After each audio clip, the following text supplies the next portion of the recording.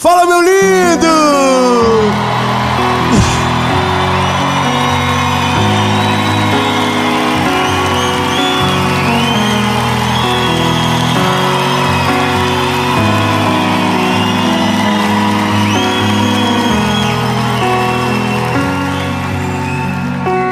Olha,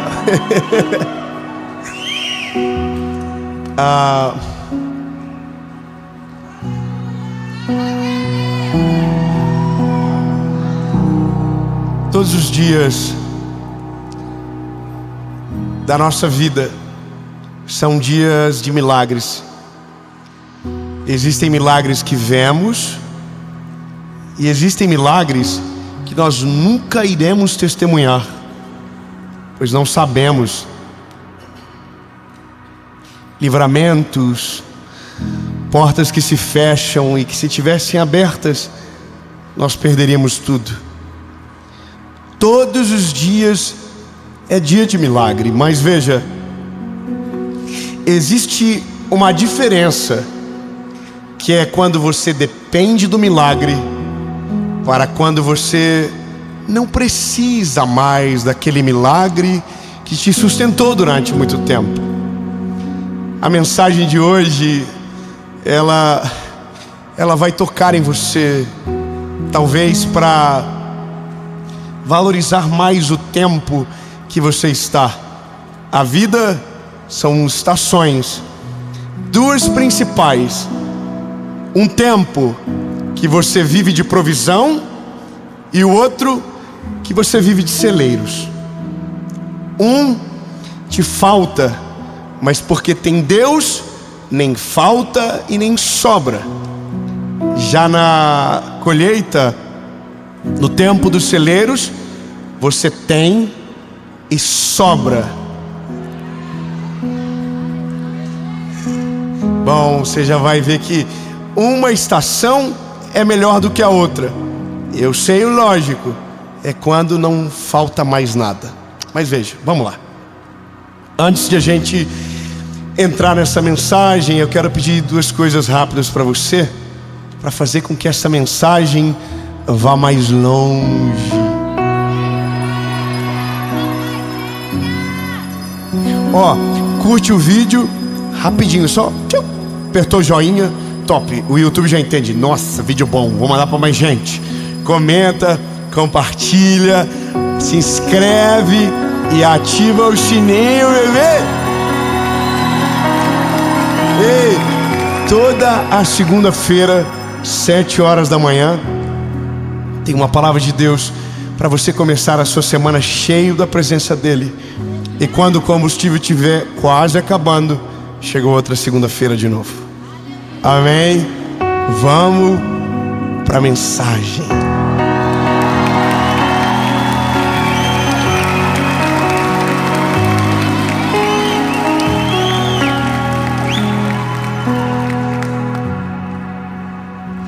Josué, capítulo 5, versículo 12 diz: e o maná, na manhã após eles terem comido do velho grão da terra, os filhos de Israel não tiveram mais o maná. Mas naquele ano eles comeram do fruto da terra de Canaã. Olha, existem algumas histórias na Bíblia que são maravilhosas de se ler e de tentar imaginar o que era, né? A Bíblia diz que um homem chamado Moisés foi usado por Deus para libertar um povo que era escravo. Esse povo era escravo no Egito e havia então agora uma liberdade pela frente. A Bíblia diz que o trajeto, se estima, que a viagem seria de 14 dias, mas eles demoraram 40 anos. Só que durante esse tempo, a Bíblia diz que Deus nunca os abandonou. vou falar de novo para você. Eles eram desobedientes, eles eram teimosos, eles eram ingratos, porém Deus nunca os abandonou. A Bíblia diz que havia coluna de fogo à noite, havia nuvem de fumaça para fazer sombra durante o dia, a água saiu da rocha, o mar se abriu, as codornizes cansaram e caíram em cima do arraial, que reclamavam porque estavam enjoados do maná. E o maná era a comida que Deus mandava para o povo no Egito todos os dias. Todos os dias, quando era cedo, aquele maná caía do céu, e aquele era o alimento do povo. Só que tinha um detalhe: o maná do dia se comia no dia, e você não poderia guardar para o outro dia. Então imagina a cena: durante 40 anos, o povo saía da tenda e o maná estava no chão. Todos os dias, durante 40 anos, o povo olhava para o céu, esperando o alimento cair do céu. E durante 40 anos, não falhou um dia. Todos os dias, sendo o povo desobediente, arrependido, servo, rebelde, o maná caía. Porque uma coisa não tem nada a ver com a outra. Você deixa de ser fiel, Ele permanece fiel.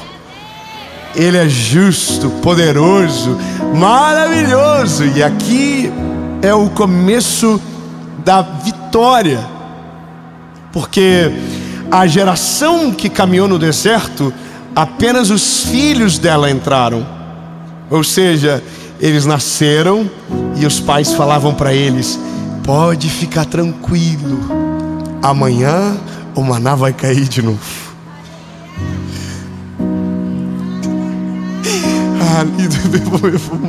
Vamos mais.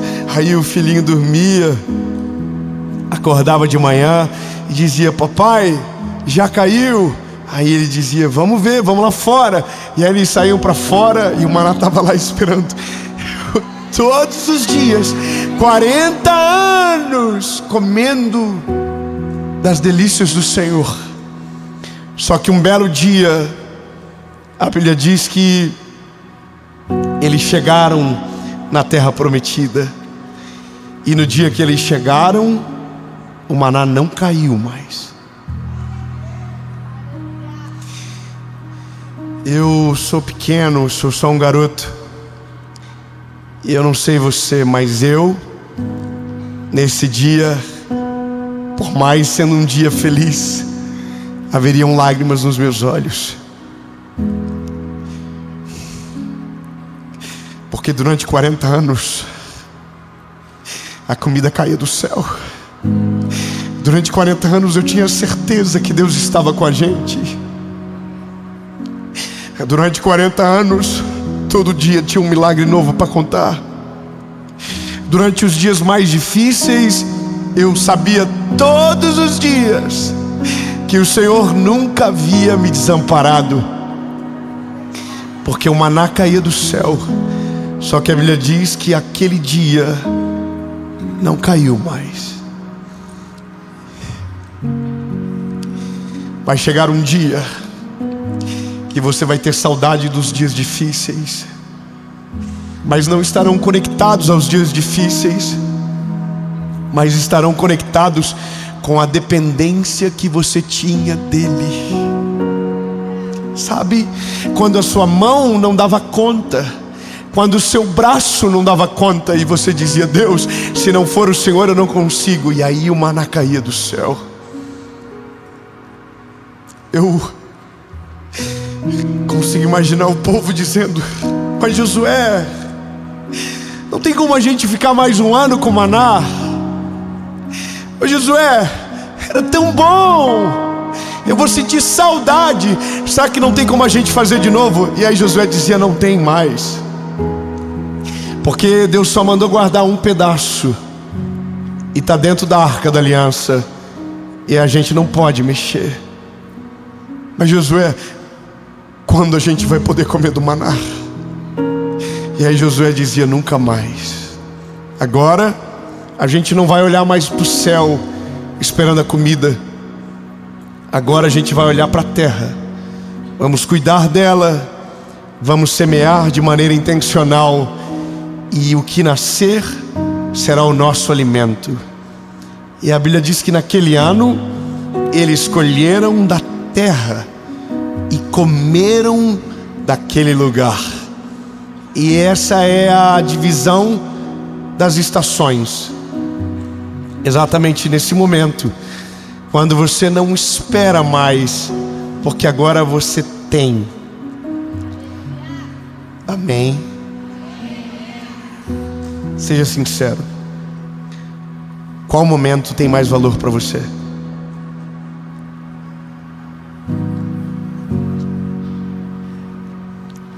Eu sei que é difícil, mas pense bem. O que é melhor? O tempo da provisão ou o tempo dos celeiros? Diga.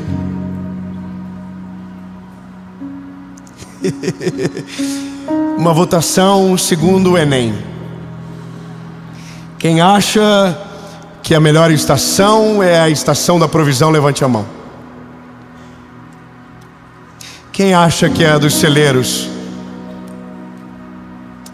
Os celeiros vencem. Um aplauso ao povo do celeiro.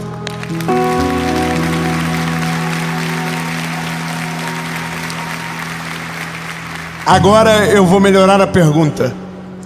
Em qual estação a sua vida com Deus é mais vibrante? No celeiro ou na provisão? Votemos novamente. Quem acha que é no celeiro, levante as mãos. Quem acha que é na provisão, levante as mãos. Provisão vence.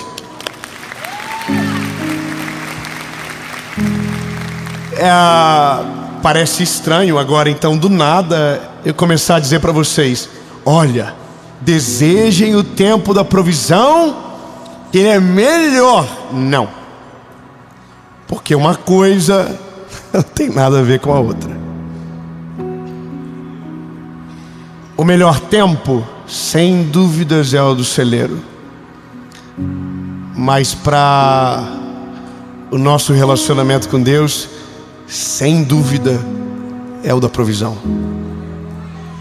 Porque na provisão nós não esquecemos dele, porque nós vamos precisar dele hoje, amanhã, depois de amanhã e depois de amanhã. Porque se ele não mandar, não vai chegar, sabe?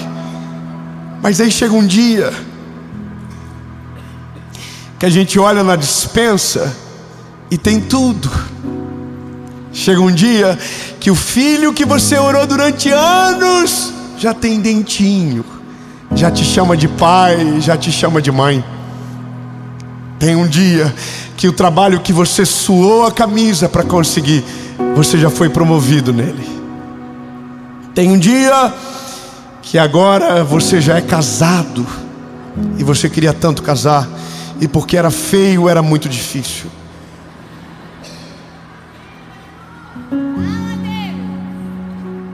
Bom, chega um dia que tudo que você pediu, agora você tem. Só que nesse dia a gente começa a ficar perigoso, porque a gente começa a tratar o extraordinário como comum, sabe? É nesse dia que a gente não precisa mais orar para que a comida chegue, porque ela já chegou e está sobrando. É o dia que você não olha mais para a bomba de combustível para ver o valor que é a gasolina, e aí você pensa que não precisa mais dele. Não é sobre desejar a provisão, é sobre não perder o coração quando chegar no dia dos celeiros fartos. Sabe, hoje minha esposa mandou um vídeo da minha menina, da minha filha Serena.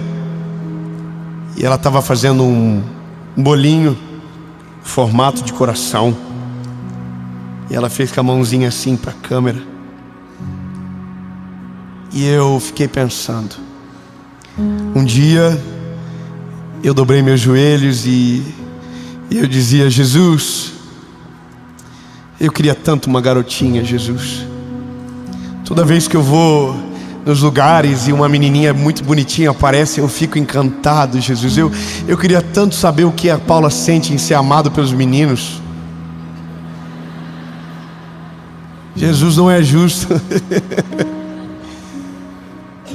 Bom, e hoje ela já tem 2 anos, sabe? E eu não posso me esquecer dos dias que chorava. Não posso me esquecer do dia que eu fui. Eu vou contar um segredo para vocês. Nossa, como eu sou fofoqueiro. Mas eu preciso me libertar. Eu já sabia antes do chá revelação que era menina. Pronto, falei. Falei, tô leve. Me perdoa, Jesus. Eu já sabia. Porque eu ia gravar uma série. Ah, o que tá aí? Todo mundo, eu sou ser humano. Eu ia gravar uma série. E eu meti esse migué na minha esposa. O povo do Chá Revelação fez um exame. A gente fez outro. O povo frustrado comigo. É verdade. Minha esposa é muito mais certinha do que eu. Disse: veja você, mas não me conte nada. Chegamos no laboratório, fui pegar o exame. A gente parou o carro na frente, só que o laboratório era todo de vidro. Ah, pra ver lá dentro. Culpa dela. Aí foi engraçado porque todo mundo me conhecia e sabia o que eu queria. Parecia um show. Todo mundo veio para frente do balcão. As meninas, todas as que fez o exame aqui, sei, tava geral lá. E ela disse para mim: o que você acha que é? Uma menina. Só que, irmão, a gente sabe que não é assim, né? Deus já havia falado comigo que era uma menina, mas até a gente se vê, até a gente se pegar no cacete, nossa, quase morre. Aí eu peguei o exame, eu e o Leão, Fabrício. Aí, irmão, quando eu li feminino, Senhor do céu, eu fiquei branco, amarelo, cor de rosa, e comecei a chorar. Sentei, irmão, na poltrona do negócio, as meninas vieram tudo me abraçar e a minha esposa lá dentro assim, ó.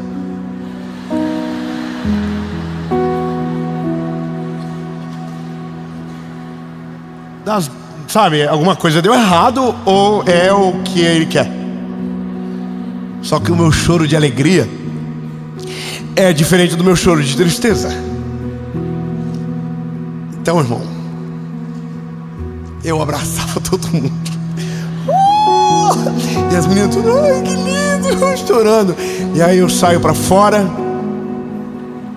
Minha esposa olha pra mim e eu digo: tu não perguntou, tu não quer saber, mas eu sou obrigado a falar pra alguém: a Serena tá chegando. Irmão, ela vai ficar bolada comigo porque eu falei o segredo nosso. Eu não aguentei, sou fofoqueiro mesmo. Não devia falar pra mim, eu soube. Aí, irmão, com vergonha agora de vocês, tudo olhando com julgamento. Hoje ela tem 2 anos e eu não posso me esquecer disso, sabe? Que teve um dia que eu orei. Eu me lembro do João, eu me lembro do primeiro carro que eu sonhava, eu me lembro de tudo. E sabe, algumas coisas são interessantes. O primeiro carro que eu sonhei não se compara com o carro que eu tenho hoje. Eu amo carro. E eu nunca vou falar qual é para ninguém ficar fazendo conta. Muito invejoso. Não aqui não tem nenhum. Mas sabe qual que é o carro que mais me deu alegria? Não foi o último. Foi o primeiro que eu sonhei. Era um Sandero que tinha ar, direção e vidro elétrico. Parece bobo, mas eu ia para a janela com a minha esposa da rádio que eu trabalhava. E eu dizia: olha lá, é nosso. Jesus deu pra gente. A gente ia pra casa. Irmão, eu andei a vida toda com carro. Ou ele tinha direção ou tinha vidro elétrico. Nunca os dois juntos. Ar-condicionado, o meu era ventoinha, que eu ligava e dizia: olha aqui, por 15 minutos vai ser ar-condicionado, depois eu abro a janela. Mas entrava dentro do carro e a gente chorava de alegria. A gente agradecia a Jesus porque era tão gostoso andar de vidrinho fechado durante o trajeto todo. Porque as coisas que têm mais valor são aquelas que representam mais sacrifício, sabe? Aquelas que têm significado real. E isso é o valor de tudo na vida. O seu coração não pode se perder quando os celeiros estiverem cheios. Lembre de tudo do começo. Lembre de quando o que você vive era uma oração e hoje você pega no colo. Lembra de tudo o que você orou e que hoje sobra na prateleira.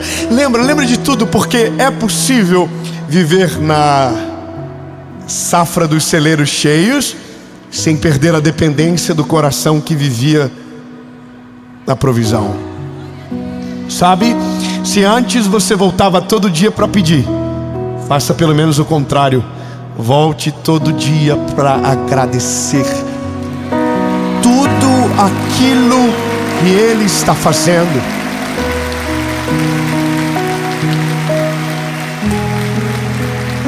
Mas olha, sem dúvida, as melhores histórias é na provisão. Sem dúvida. As lágrimas mais profundas, as orações mais extravagantes são nesse período. Eu tenho uma memória de quando eu era adolescente, que eu vi uma história tão incrível. Um casal de missionários estava na obra trabalhando, e um belo dia o menininho de 6 anos ouve os pais conversando na cozinha, e eles diziam: a gente não tem mais comida para amanhã. Nossa comida acabou. O que a gente vai fazer? Como a gente vai resolver? Não tinha telefone, um lugar inóspito, difícil acesso. E eles oravam dizendo: Jesus, o que a gente vai fazer? Eles saem para fora. O filho está com um pedaço de madeira na mão, lascando e fazendo um formato. E quando eles olham, o menininho está colocando na orelha o telefone e dizendo: oi pastor, tudo bem? A mamãe e o papai estavam dizendo que a comida vai acabar amanhã. Será que o senhor não podia trazer para a gente uma compra bem grande? Nisso os pais olham e dizem: olha que tadinho do nosso filho, a fome já está afetando o cérebro dele.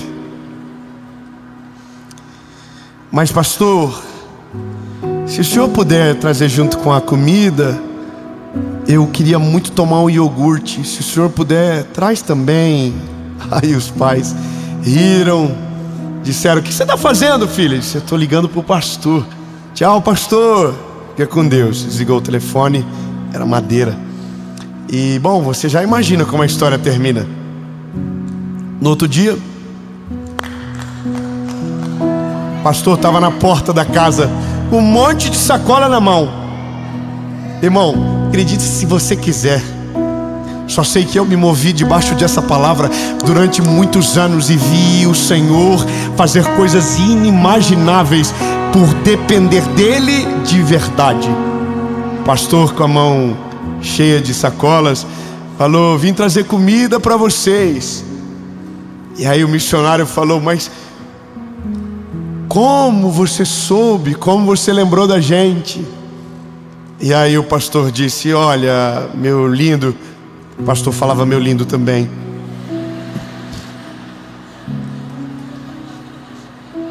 Segundo a minha versão, ele falou isso. Aí o pastor disse: olha, eu quero te pedir um favor. Da próxima vez, me liga o senhor. Fica chato mandar os filhos ligarem. Daí ele falou: mas pastor, a gente não tem telefone em casa. Aí o filho disse: eu tenho, pai. Calma. Aí o pastor falou assim: foi você que me ligou? Ele falou: foi. Ele falou: eu trouxe iogurte para você.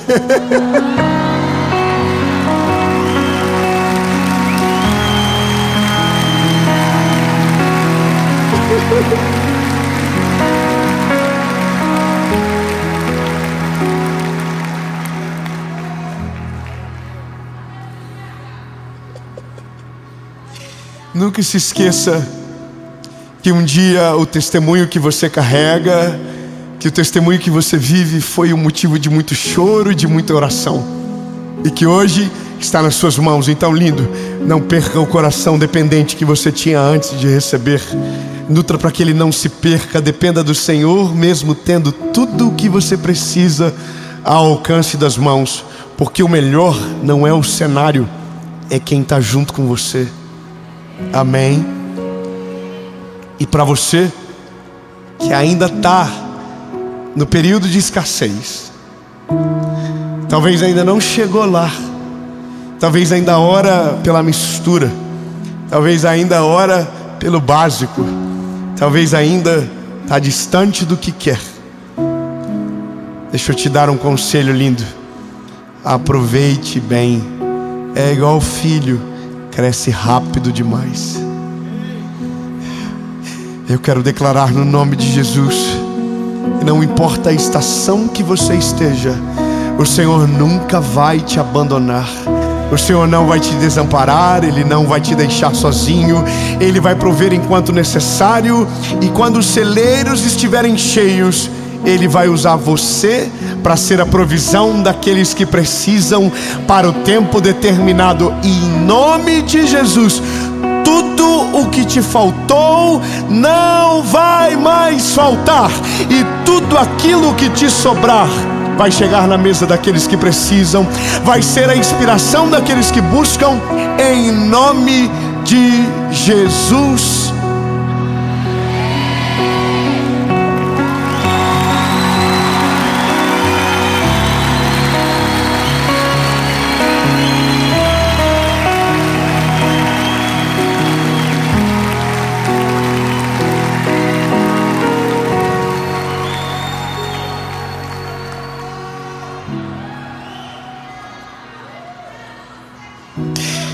Jesus, Tu és a razão, Tu és o motivo, e não importa as estações, o Senhor precisa estar conosco.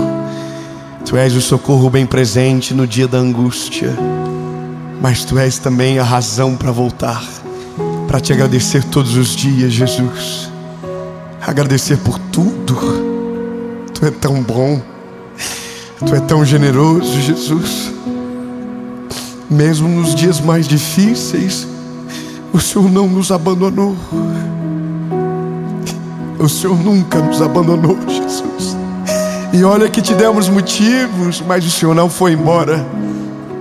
O Senhor ainda é o mesmo, e o Senhor será assim para sempre. Paizinho, que a gente nunca deixe de depender de Você.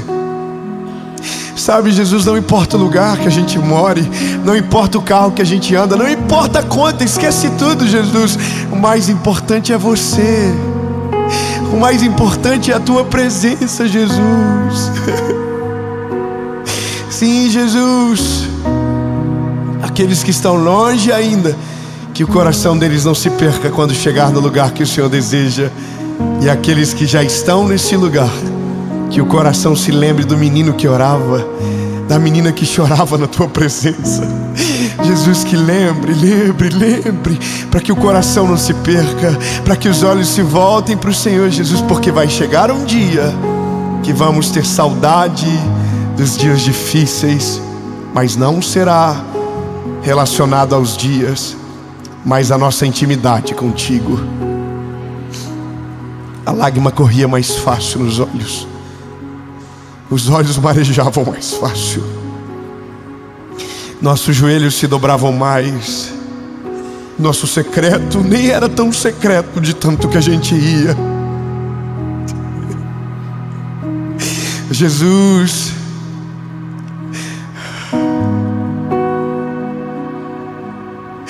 não é sobre os 10 milhões, Senhor. Não é sobre números, é sobre você, Jesus. Não importa, Jesus, o quão longe as coisas vão, o quão longe cheguem, nós sempre dependeremos de Ti, Jesus. Eu vou depender de Ti para sempre, Jesus. Eu sou o Teu menino que cresceu, que já anda com as pernas, que já sabe falar.